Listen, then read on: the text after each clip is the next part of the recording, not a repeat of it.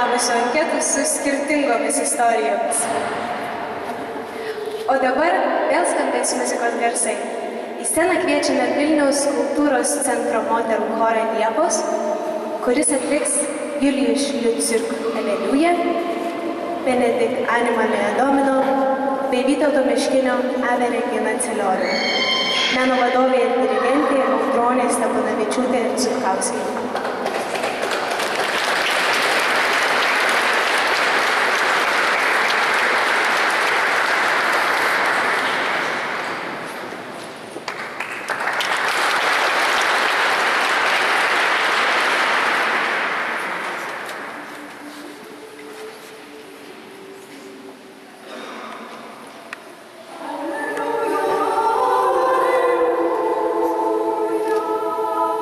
Oh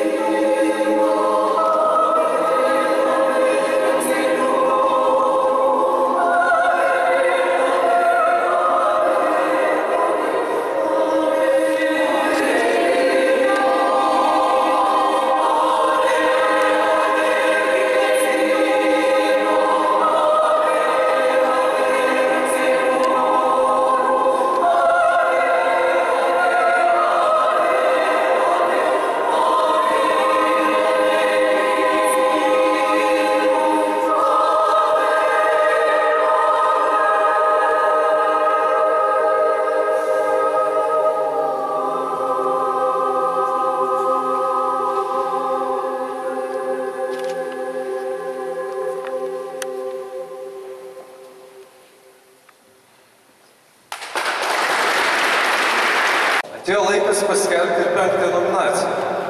Juk kartais tiek nedaug tai reikia, kad vėl būtų uždegta viltis žmogaus gyvenime. Tačiau labai skaudu ir sunku, kai nėra, kas tai galėtų padaryti. Šią nominaciją norime padėkoti tiems, kurie ištiesia pagalbos ranką suabejojusiems gyvenimo prasmingumu. Apdovanojimą paskelbti kviečiame portalo bernardinai.lt vyriausiojo redaktoriaus pavaduotoją Donatą Puslą.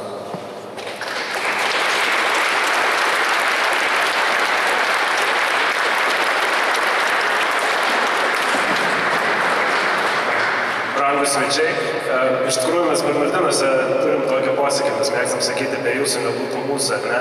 Ir aišku, ne viena žiniasklaidos priemonė negalėtų egzistuoti be skaitytojų, tačiau šiandien šį vakarą tas pasakymas įgyja visai kitą prasmę. Ir iš tikrųjų mūsų šūkis irgi lygiai taip pat skelbia, užuot keikia tamsą uždegime šviesą, bet iš tikrųjų lengva tą šviesą uždegti, kai yra tiek nuostabių žmonių ir iš tikrųjų tą misiją vykdote jūs ir mes galime veikti tik tai kaip visuomenės veidrodis, kurios to žmonės parodo. Iš tikrųjų, ačiū jums visiems, nesvarbu, jūs gausite tą statulėlę ar negausite, nes jūs savo darbais esate tas pavyzdys, kuris įkvėpia kitus žmonės veikti, o mane patį. Ir šiuo atveju, laikydamas šitą nominaciją savo rankose, aš jaučiuosi taip, tarsi įvykdyčiau pernai metais duotą pažadą, nes mano bičiulis Zaidas Dadeševas, jisai buvo apdovanotas irgi šitą statulėlę ir po to po apdovanojimo man pasakė, sako, aš labai tikiuosi, kad kitą metų juos apdovanos ir kai aš gavau šitą voką, labai apsidžiaugiau ir dabar pristatysiu nominaciją, kuri bus kaip ir pažado ištesėjimas. Jau 24 metus ši organizacija teikia emocinę paramą tiems, kurie jaučiasi stovintis ant gyvenimo ir mirties slenksčio. Šios organizacijos savanoriai atlieka milžinišką misiją bei turi atlaikyti ypatingai didelį įtampą, nes nuo jų tą akimirką priklauso jauno žmogaus gyvybė. Emocinė pagalba telefonu ir laiškais padėjo gyvybę pasirinkti jau daug jaunuolių. Todėl už pagalbą suabejojusiems gyvenimo prasmingumu esame dėkingi paramos fondui Jaunimo linija. Ačiū Jums.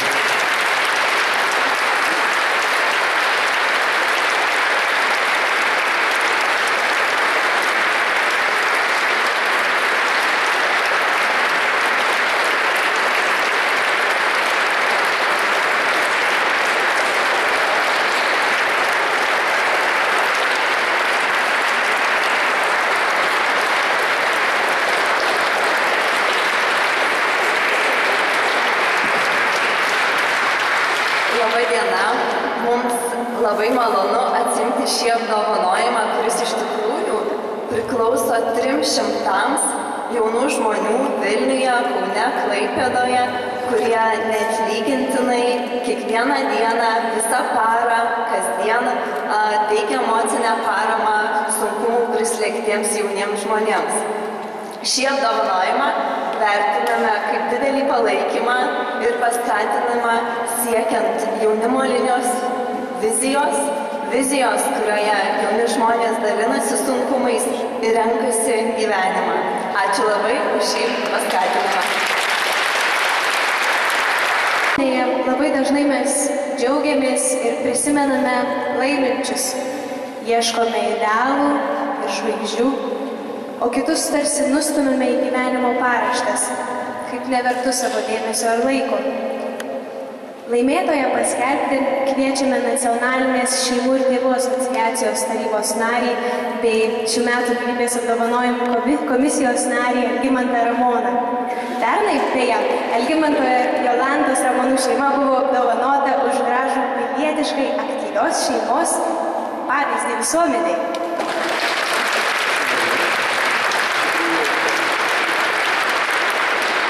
Jie sakė paklausti, bet aš atsakysiu nepaklausęs, ką tai mums reiškia tas apdovanojimas.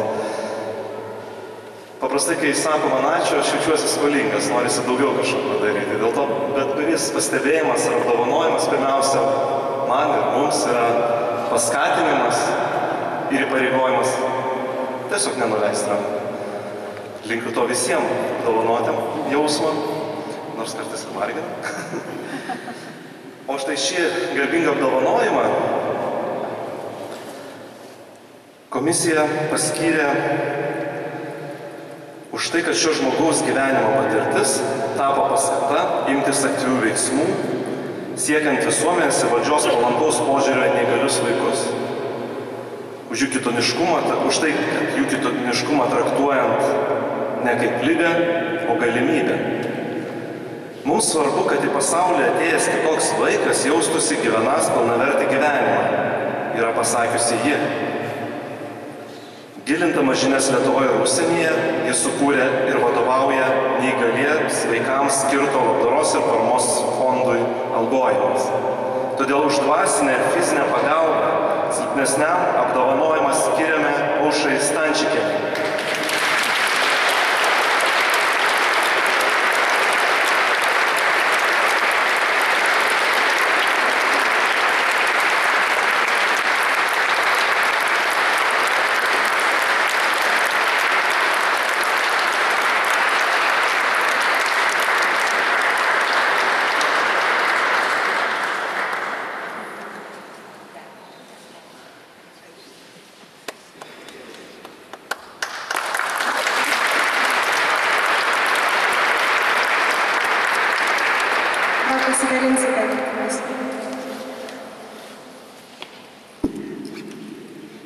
Šiandieną labai šviesu, o čia ypatingai, čia yra tiek šviesos, taip kad nėra ko čia šnekėti apie tamsą, nes mes gyvenam šviesoje, o tie, kurie tamsoje, tegul savo ten rūksta.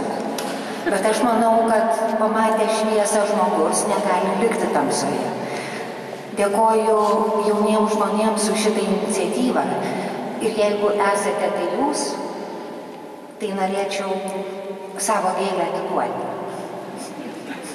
Nežinom dabar, kam čia iš tų visų žmonių. Tebūnie simboliškai tam, kuriam pirmam mintis atėjo apie šviesą kalbėti garsiai. Prašau.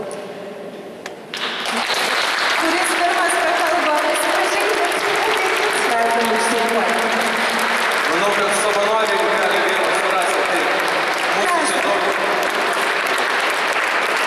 savanorių prisidėjusių prie šio renginio gyvenimo. Daugiau savanorių yra maistiečių čia. Prašau pasirodyti šviesų žmonės.